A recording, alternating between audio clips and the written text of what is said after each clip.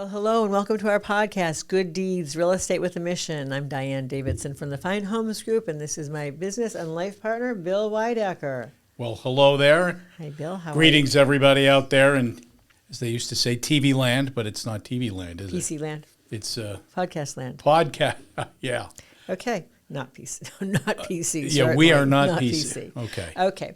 So enough of that. Today we're going to do a little educational dive into some probably little sought after and little seen Zillow statistics.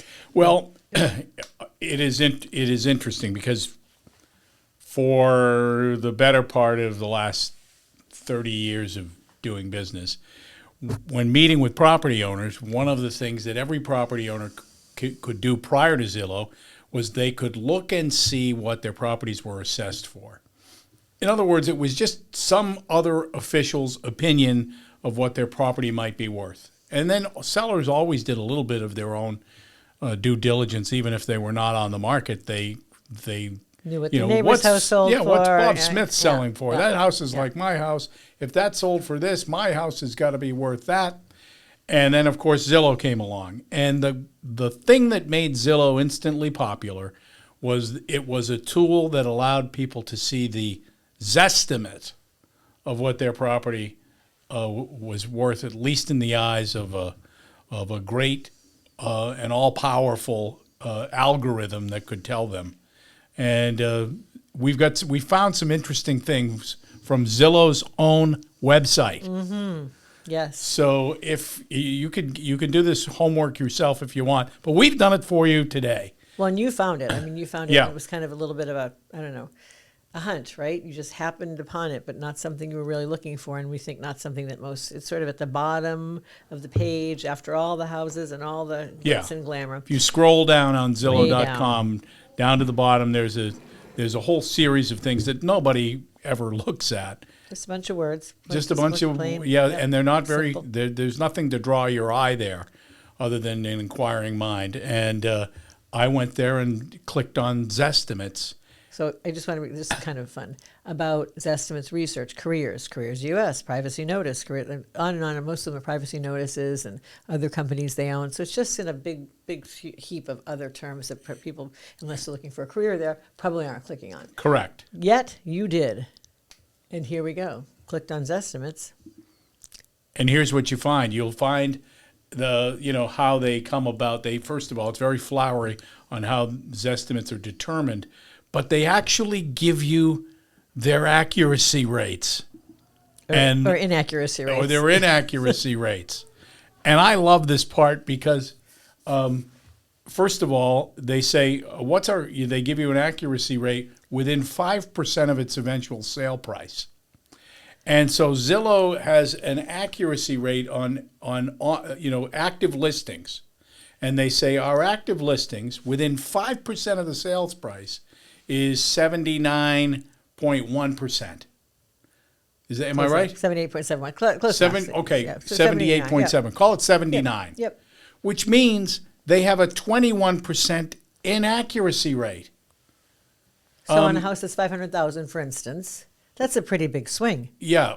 20%. Yeah. Think of what that is. It's 100,000, meaning 400 to 600. They give you an estimate of 500. If you called me up and said, Bill, come on in and tell me what my home's worth, and I said it's between 400 and 600. Well, you're hired. You'd show me the door. So that's how inaccurate their Zestimate is. And these are for active listings. And so, what is one of the big components? Well, okay, go ahead. Go now. With the algorithms and all the data gathering. You got to look at this. Once it's active, what's one of the big data points they use? That's their active listings. Their off-market listings. Oh, hang on, drum roll. I'm driving the Apple bus here because we don't have a Mac user sitting. I'm good with Apple on an iPhone, but when it comes to so. Drum roll. This is in New Hampshire, by the way. The state of New Hampshire, their off-market Zestimates when compared to an eventual sales price. You want to guess? I know the number. Oh, okay. They have a 35.6% accuracy rate. Right, so less than half.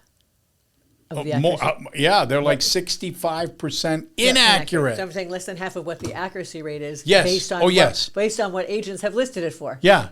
Well, what's the big difference between an in order the Zestimate to get better, and still not that great, but get better with active listings versus off-market listings? How can they double their numbers? By using the numbers we give them.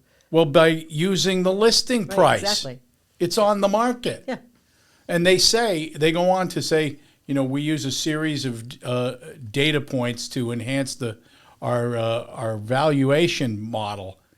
The list price. My God. And so ultimately, I think this is fantastic news.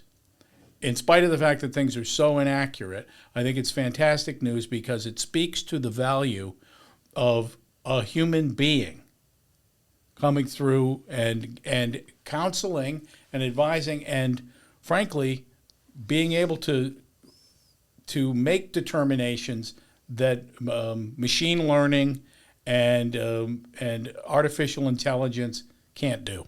Right. Well, it takes the human element out of it, right? And so we as human beings bring the human element into it. And so to get a really good sense of what a property is worth, the only way to do that is to have somebody who's in the business, who's in homes all of the time, who understands what the competition is, what things have sold for, if there is sort of anything anecdotal about it. Like even it was years ago, but the CEO or someone high up in Zillow sold his home for 40% off the Zestimate. 40% less than the Zestimate. Well, based on their off-market numbers, they he probably did pretty okay. Well, huh? So ultimately, there isn't a seller out there for the most part that does not look at what their Zestimate is, that does not look at what their assessed valuation is. And there are many other automated valuation models. And we're not saying we don't look at all those things. We do, because guess who else does? Buyers.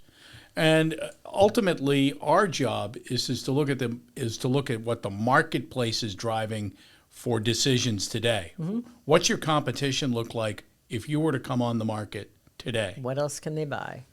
Exactly. Yep. The stuff, as you always say, the things that have sold, they don't look back and go, well, compared to your house that's on the market today, I could have bought. Well, go buy it then. Oh, no, you can't. And they don't have the information, frankly. Right. It's not available. It's not available unless you call us. Unless you have a trusted advisor, a seasoned professional. Correct. That seasoned to me sounds like code for old and in the way. No. People that have been around for a while. That's us. Seasoning is good. We're old, meaning as it relates to the average real estate agent. That's true, we are. We certainly, but we know our stuff. We stay ahead of the curve. So people, if somebody just wants to know what we think their property is worth in this market, do we do complimentary equity analysis for people? Yeah. Oh, okay. Professional equity analysis report. A pair. A pair. Aren't we a pair? Aren't we yes. a pair? Okay, I guess that's it for today. But it anyway, is. You'll see the graphics on the screen if you're watching. If you're listening to it, maybe jump on our YouTube channel so you can see the graphics. It's very interesting, and we can look up any area for you, by metropolitan area or by state or by our whole nation. So thank you for listening or watching, and be sure to subscribe to our YouTube channel. See you next time. Peace, everybody.